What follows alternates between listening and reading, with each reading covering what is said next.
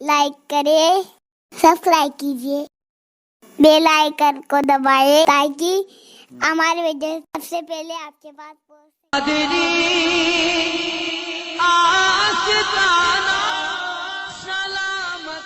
सिवा एक और सिलसिला है जिसमें मखदूम साहब और रसूलुल्लाह के दरमियान एक फासला है बस, और वो है सहाबी रसूल। यानी मखदूम साहब डायरेक्ट सहाबी रसूल के खलीफा है, और हालत ख्वाब में नहीं, हालत रूहानियत में नहीं, बल्कि हकीकत में वो सहाबी के खलीफा हैं। और उस सहाबी का नाम है अबू रजा बाबा रतन हिंदी रदी अल्लाह ताला। ये बाबा रतन हिंदी कौन है? अब पहले थोड़ा सा इनका तारुफ आप देख लें। इनकी सहाबियत पर लोगों ने कलाम किया है, लेकिन मैं कलाम नहीं करता, जिराह की बात नहीं करता। मखदूम साहब ने उनको सहाबी लिख दिया, मेरे लिए इतना काफी है। फिर मखदूम साहब के बाद अल्लामा अब्दुल रहमान जामी ने भी उनको सहाबी लिखा, ये बड़ी उस पर दलील है। फिर उसके बाद इब्ने हजर ने उनको सहाबी लिखा, ये उस पर और भी दलील है। इमाम अस्कलानी ने सहाबी लिखा, ये भी उस पर दलील है। फिर उसके बाद दौरे हाजिर के हमारे बहुत बड़े मुहक्किक अल्लामा फैज अहमद उवैसी रहमतुल्लाह अलैह ने उनको सहाबी रसूल लिखा। अब मैं तो एक तालिब इल्म हूं ना, तो मुझे तो फजीलत ही पढ़ना आती है। ये इतने हवाले मैंने दे दिए, कोई मुनाजरे का दरवाजा खोलने का इरादा नहीं है, और न ही कोई मुझे आपसे कोई गुफ्तगू करने की मेरी तबीयत है। इसलिए कि अल्लाह की तौफीक से जिन लोगों को सोने की फुर्सत नहीं, वो मुनाजरे की फुर्सत कहाँ से लाएगा? उसके लिए भी फुर्सत दरकार है। लेकिन ये मैंने हवाले दे दिए, आप इन पर एतबार करें। इमाम जामी पर, इब्ने हजर पर, अस्कलानी पर, अल्लामा फैज अहमद उवैसी पर, और भी लोग हैं। इतने हवाले मैं समझता हूँ कि आशिकों के लिए काफ़ी है, और इनमें से कोई नाम गैर मोतबर नहीं है, सब मोतबर नाम है। ये लोगों ने अपनी अपनी कुतुब में लिखा है कि बाबर और साहिब मिरातुल असरार अब्दुल रहमान रदौलवी रहमतुल्लाह अलैह, ये भी उसमें शामिल है। ये लोग सब लिखते हैं कि बाबा रतन हिंदी उस सहाबी का नाम है कि जिन्होंने चांद के टुकड़े होते हुए हिंदुस्तान में बैठकर अपनी आंखों से देखा है। हिंदुस्तान में बैठकर अपने, और हिंदुस्तान में जो पहला मुसलमान हुआ है उसको बाबा रतन हिंदी कहते हैं। अभी आप इसको सिर्फ सुनते जाएं, इंशाल्लाह नतीजा सामने आता है। हिंदुस्तान का पहला मुसलमान अबू रजा बाबा रतन हिंदी है रदी अल्लाह तबारक व तआला। और ये वो शख्स हैं, सुभान अल्लाह, हिंदुस्तान को क्या शरफ हासिल है। मेरे अरब को आई ठंडी हवा जहां से, मेरा वतन वही है, मेरा वतन वही है। चांद के टुकड़े तो पूरी दुनिया में देखे गए थे, लेकिन हिंदुस्तान में भी देखा गया। पता चला हुजूर के मोजज़ात को माथे की आंखों से हिंदुस्तान में भी देखा गया है। तो बाबा रतन हिंदी बहुत बड़े ताजिर थे, और वो अपने अब्बा और अपने चचा के साथ तिजारत के लिए मुल्क अरब जाते थे। उन्होंने चांद के टुकड़े होते हुए देखा, लेकिन उससे पहले बाबा साहब खुद फरमाते, रतन हिंदी रदी अल्लाह ताला अन्हु फरमाते हैं कि मेरी उम्र 17 या 18 साल की थी। मेरे चचा और मेरे अब्बा के साथ मैं जो है वो मुल्क शाम जा रहा था, या तिजारत के लिए निकला था।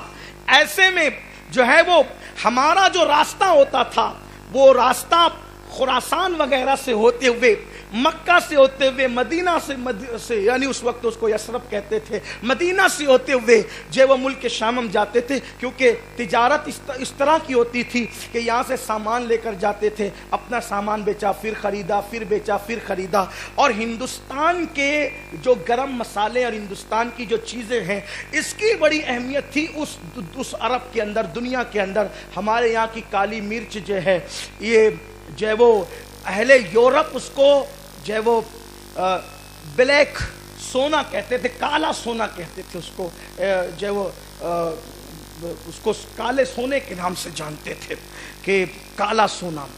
मेरे आका अलैहिस्सलातु व तस्लीम के प्यारे दीवानों, और इसी तरह से जो है वो दालचीनी यहाँ की है, यहाँ के गरम मसाले हैं और भी चीज़ें।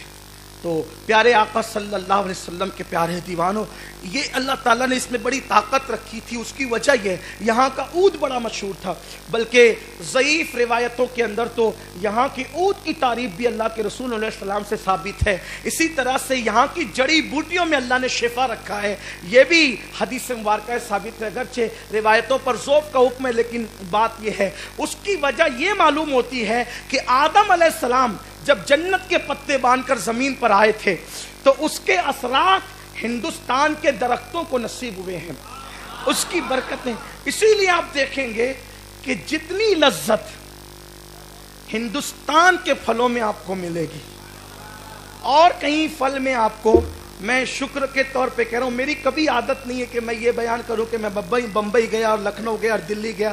میری کبھی مائک پر یہ عادت نہیں ہے بیان کرنے کی، کیونکہ مجھے اس سے شرم آتی ہے، کیونکہ لوگ تقریر سننے آئے ہیں، ملکوں کے نام سننے نہیں آئے ہیں.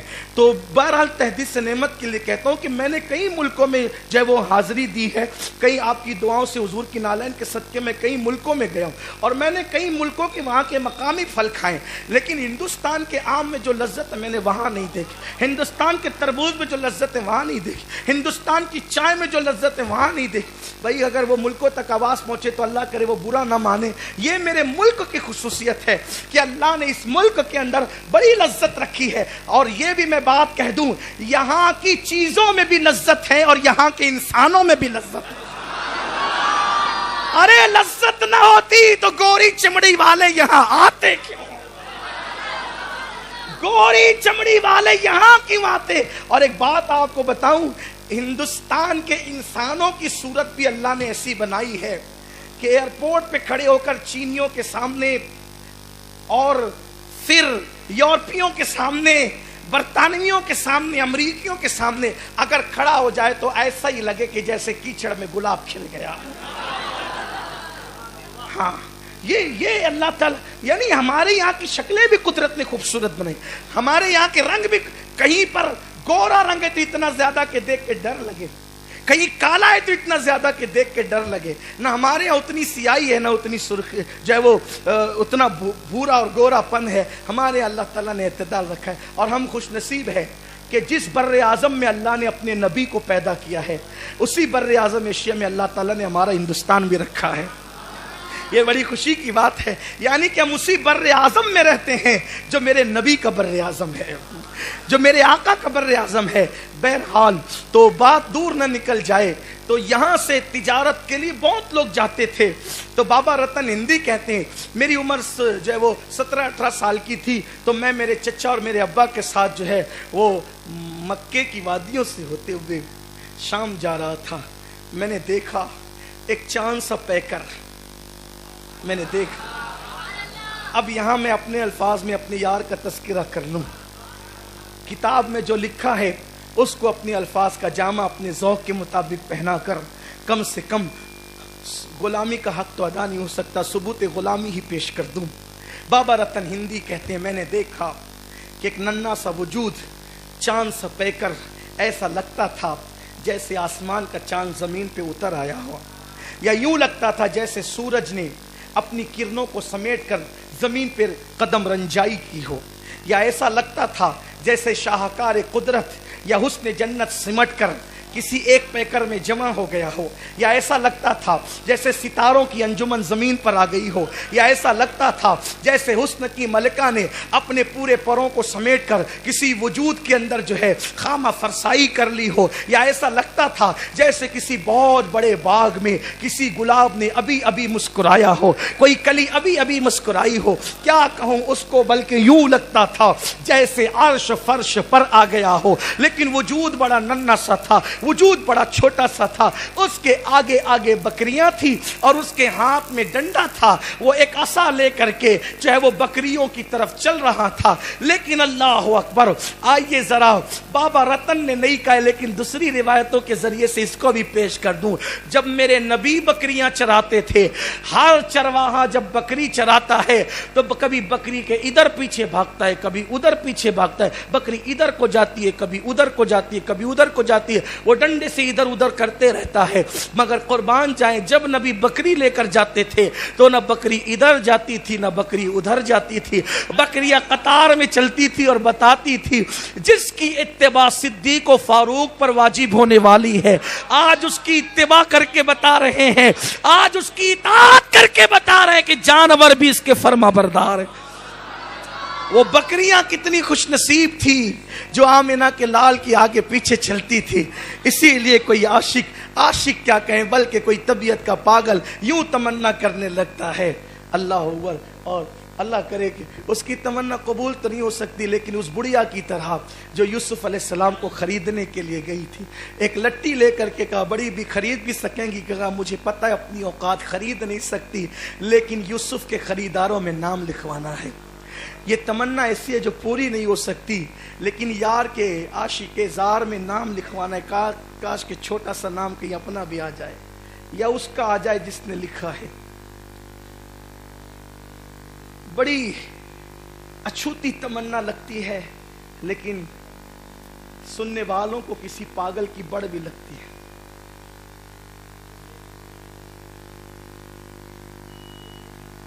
وہ لے کے جاتے مجھے روز,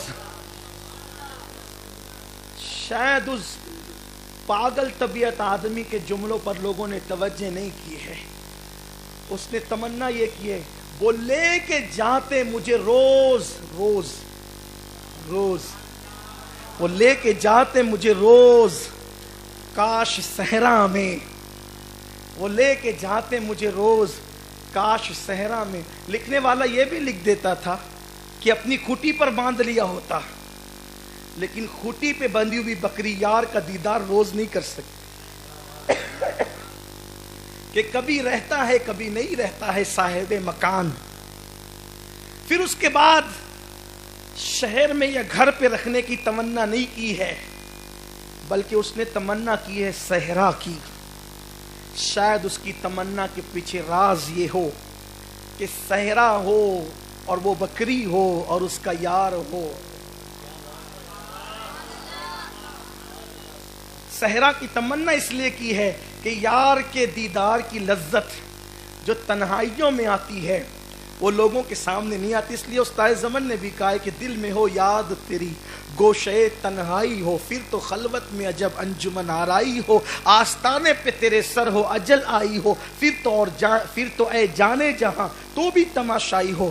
کہ وہ لے کے جاتے مجھے روز کاش صحرا میں حلیمہ دائی کی بکری ہی بن گیا ہوتا.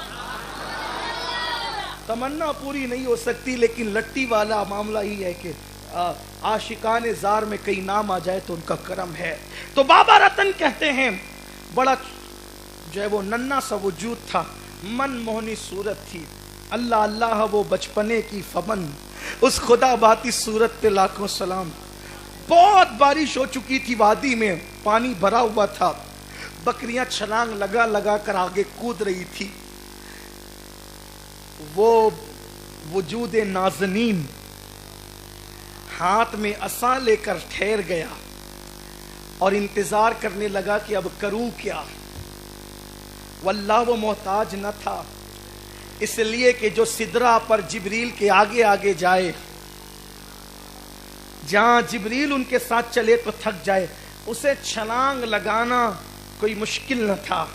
لیکن بات عرض کروں صاحب حیا کے لیے چھلانگ لگانے میں آر محسوس ہوتی. جو بیچاروں کو حیا جو ہے وہ چھو کر بھی نہ گزری ان کے لیے کچھ نہیں ہے. لوگ کہتے ہیں دیکھو نبی محتاج تھے چھلانگ نہ لگا سکے, پتہ نہیں حکمتیں کیا تھی وہ جانے, لیکن میرا عشق کہتا ہے شاید چھلانگ اس لیے نہ لگائی جیسے وہ خوبصورتوں کے سردار تھے, جیسے وہ سخیوں کے سردار تھے, جیسے وہ نبیوں کے سردار تھے, ویسے وہ اہل حیا کے بھی سردار تھے. چھلانگ لگانے والے بے حیا نہیں ہوتے, لیکن یہ ضرور ہے کہ جو حیا والوں کا سردار ہو رک گئے. اچھا حیرت ہے کہ جنگل میں کس سے حیا ہو رہی تھی, جنگل میں کس سے حیا ہو رہی تھی؟ وجہ یہ تھی, آیت ہے نا, کیا ہے, انکا बे आयुनिना, इस तरह की कोई आयत है? औ कमा काल, मुझे सही आयत याद नहीं आ रही है, लेकिन उसका मफहूम ये, हबीब हर वक्त तू मेरी निगाहों में है। इन्नका बे आयुनिना, ए महबूब, बोलो आप जी लोग, इन्नका बे आयुनिना, ए महबूब तू हर वक्त मेरी निगाहों के सामने है। अल्लाह अल्लाह, कोई किसी को निगाह में रखता है, कोई किसी को निगाह में रखता है। कुदरत कहती है मेरे यार तू मेरी निगाहों के सामने है, तू हर वक्त हमारी निगाहों के सामने है, तू हर वक्त हमारी निगाहों के सामने है। अल्लाह अकबर, वो हया वाला रसूल निगाहों के सामने होने की वजह से, निगाहों के सामने होने की वजह से गोया कि हया फरमा रहे हैं। लाठी ले ली, नाला भर के बह रहा है, पीछे से बाबा रतन हिंदी आते हैं, चेहरा देखकर दिलो जान हार देते हैं। अगर मेरी गुफ्तगू दूर नहीं हट रही है तो मुझे यहां हुजूर के बारे में एक बात कहना है। तौरेत में हुजूर अलैहिस्सलाम की शान ये बयान की गई है कि उसकी गर्दन में तलवार होगी, वो साहिब कमान होगा, पुश्त पे कमान लटकाएगा, और वो कत्ल करने वाला ज्यादा होगा। हुजूर की सिफत क्या है तौरेत में? तवज्जो आपकी, बहुत खास बात कहने चला हूं। वो कत्ल करने वाला बहुत ज्यादा होगा, बहुत ज्यादा कातिल होगा वो। हालांकि हुजूर की पूरी सीरत पढ़ो तो सिवाय एक के हुजूर ने पूरी जिंदगी में किसी को कत्ल नहीं किया। और तौरेत में सारी सिफातें, खूबसूरत होगा, आंखें ऐसी होगी, वजूद ऐसा होगा, लेकिन एक बात यह कि वो बहुत ज्यादा कत्ल करने वाला होगा। तो हमारे बुजुर्गों ने उसकी तशरीह ये की है कि बहुत ज्यादा कत्ल करने का मतलब ये है कि अपने हुस्न से वो लोगों के दिलों को कत्ल करेगा, अपने हुस्न से वो लोगों के दिलों को शिकार कर। यही तो सब कतील के बैठे हैं ना।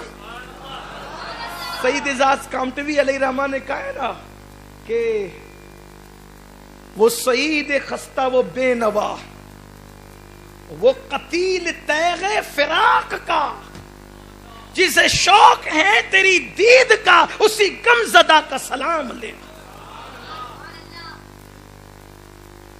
तो जो इश्क की तलवारों से काटेगा, इश्क की तलवार से काटेगा, ये सब उशाक नहीं है तो क्या है, ये सब कतील नहीं है तो क्या है।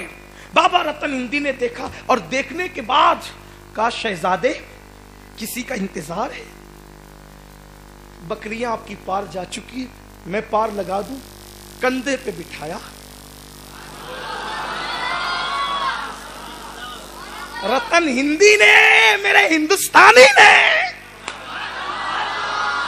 मेरे हिंदी ने मेरे नबी को कंधे पे उठाया। अभी ऐलान नबुव्वत कंधे पे उठाया और उठा करके पार लगाया। हुजूर ने देखा, कहा अल्लाह तेरी उम्र में बरकत दे, तेरी उम्र में बरकत दे, तेरी उम्र में बरकत दे। 7 मरतबा पलट पलट कर कहा तेरी उम्र में बरकत दे। हर दुआ में अल्लाह ने एक सदी बरकत अता कर दी। बाबा रतन को अल्लाह ने 700 साल की उम्र अता फरमाई।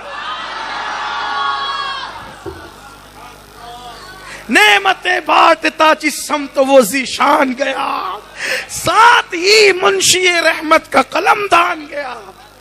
एक दुआ में 100 साल उम्र बढ़ाई। 7 बार दुआ की, मुस्कुरा मुस्कुरा कर मेरे करीम से घर कतरा किसी ने मांगा, दरिया बहा दिए हैं दुर्बे बहा। कंधे पे उठा के पार क्या लगाया, मुस्कुरा। आप बताएं, लोगों को पता भी नहीं था कि वो नबी थे।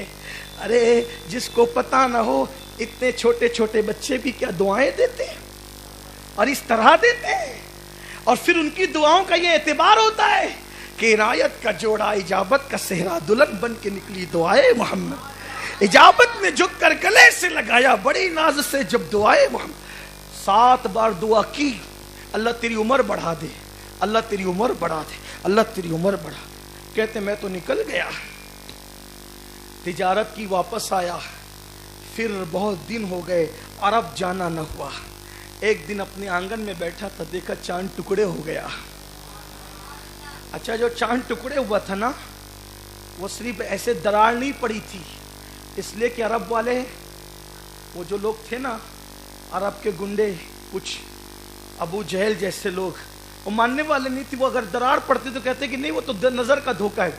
हुजूर ने चांद के टुकड़े ऐसे किए। असल में कैलेंडर वगैरह या तस्वीरों में जब सिर्फ दरार पड़ी हुई देखते हैं तो ये आपका तस्वुर है। असल चांद के टुकड़ों का तस्वुर ये है कि जब चांद के टुकड़े किया तो पहाड़ के एक तरफ एक टुकड़ा हुआ, दूसरी तरफ दूसरा टुकड़ा हुआ। सिर्फ दरार नहीं पड़ी चांद में, टुकड़े हुआ था। और बाबा रतन ने देखा कि 14वीं रात का चांद था और वो एक तरफ इधर और एक तरफ दो टुकड़े हुआ, मशरिक और मगरिब में हुआ। फिर थोड़ी देर हुई वो जुड़ भी गया। करके इशारा सोना सूरज न मोड़दा, एक चांद तोड़दा थे, एक जान जोड़दा, बिगड़ी बना दे मेरे नबी दा इशारा। और मेरे इमाम कहते हैं, बड़े मजे में कहते हैं, इशारे से चांद चीर दिया, छुपे हुए खुर को फेर दिया, गए हुए दिन को असर किया, ये ताबो तमा तुम्हारे। रतन हिंदी ने सोचा ये क्या हो रहा है, बहुत परेशान रहे, क्या करें, कुछ समझ में नहीं आया। अरब से काफिला आया तिजारत का, वो भी आए तो बात निकली कि भाई वो एक ऐसे अजीब चांद टूटा फिर जुड़ा। तो लोगों ने बताया कि हमारे मक्का में एक शख्स ने नबूवत का ऐलान किया है, और नबूवत के लिए जब दलील मांगी गई तो उसने कहा कि जो कहो दलील पेश करे, क्योंकि जादू जमीन की चीजों पे असर करता है, आसमान की चीजों पे असर नहीं करता। तो लोगों ने कहा कि चांद के टुकड़े कर दे, तो उसने टुकड़े कर दिया।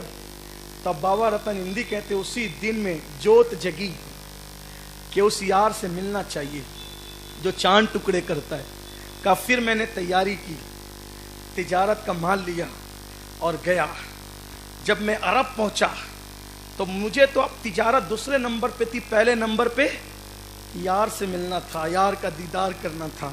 मैं गया तो देखा कि रूतब समझते, जो कच्ची ताज़ा खजूरें होती है ना, उसको रूतब कहते हैं, जिसमें आमतौर पे मस्जिद नबी में जिससे इफ्तार होती है, ताज़ा रूतब भर के पड़ी हुई थी उनके सामने। और मैं गया, जा कर के बैठा। बैठने के बाद उन्होंने मुझे देख के मुस्कुराया और मुस्कुरा के कहा रूतब खा। मैं डरा, उनका चेहरा बड़ा खूबसूरत था। सब लोग अदब से बैठे थे, मैं हिंदुस्तानी हिंदी, तो मैं जो है वो अदब से बैठा।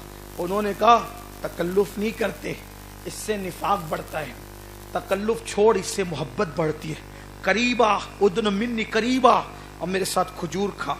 का मैं खाता गया, लेकिन उन्होंने क्या किया, जब मैं खा चुका तो 7 खजूरें उठा के मुझे दी, 7 खजूरें उठा करके दी। मैंने कहा चांद जिसने तोड़ा था वो आप ही हैं? कहा मैं ही हूं। नबूवत का जिसने ऐलान किया वो आप ही हैं? कहा। रिसालत की खातमियत का जिसने ऐलान किया वो आप ही? हाँ। तो कहा कि मैंने वो चांद के टुकड़े देखा है, मैं चाहता हूं कि कोई मोजज़ा मुझे दिखाएं, ताकि यहां बैठकर आपके सामने भी मोजज़ा देखो। हुजूर ने मुझे पहचाना नहीं, मुझे पहचाना नहीं, कहा नहीं पहचाना। तो कहा कि बारिश हुई थी ताइफ की वादियों में, तुम किसी के साथ जा रहे थे? हाँ। एक छोटा नहीं, अस्तगफिर, नन्ना सा वजूद देखा था, बकरियां चरा रहा था और तूने उसको पार लगा दिया था। उसने 7 बार तुझे दुआएं दी थी। हाँ। वो कौन था? मैं ही तो था। जा, 700 साल तक तू जिएगा। उस वक्त 7 मरतबा दुआएं दी थी, इधर 7 खजूरें अता फरमाई, 7 खजूरें दी, उधर 7 दुआएं दी। अल्लाह अकबर। कहा कि फिर मैं मिला, हाथ बढ़ाया, मुसलमान हुआ और फिर उनसे मिलकर चला गया। फिर पूरी जिंदगी मुलाकात न हुई। उन्होंने मुझे अपना जुब्बा दिया था, उन्होंने मुझे अपना जुब्बा दिया था। 700 سال تک جبہ لے لے کے پھرتا رہا. کتنے بڑے بڑوں سے ملاقات ہوئی, نہیں دیا. عارف ملے, عابد ملے, قطب ملے, ابدال ملے, اغواس ملے, رجال الغیب ملے, سب ملے, کسی کو نہیں دیا وہ جبہ.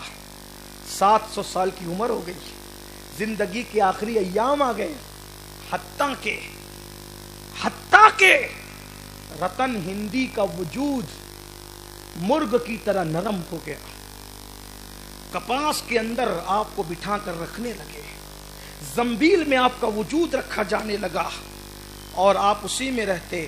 جب کوئی آتا تو آپ کے کان میں کوئی کہتا, سرکار یہ فلاں آیا ہے, کچھ پوچھنا چاہتا ہے.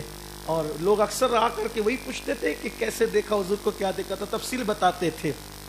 علاؤالدولہ سمنانی کے ساتھ سرکار مخدوم اشرف جہانگیر سمنانی کا سفر بھٹنڈا ہوا. کہاں پر؟ بھٹنڈا. میں بھی گیا ہوں بھٹنڈا.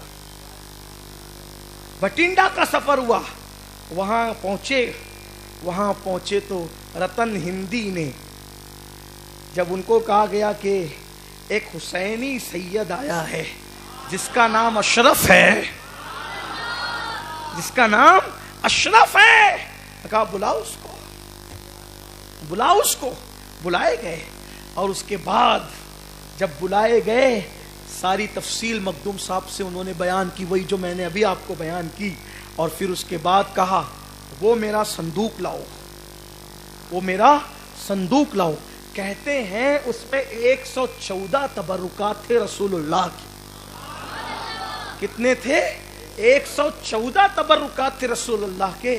ایک تبرک کنگی علاؤالدین دولہ کو دیا, اور وہ پورے تبرکات حضور کا جبہ سمیت بطور خلافت و اجازت حضرت بابا رتن ہندی نے مخدوم اشرف جہانگیر سمنانی کو عطا فرمایا اور اپنا خلیفہ بنایا.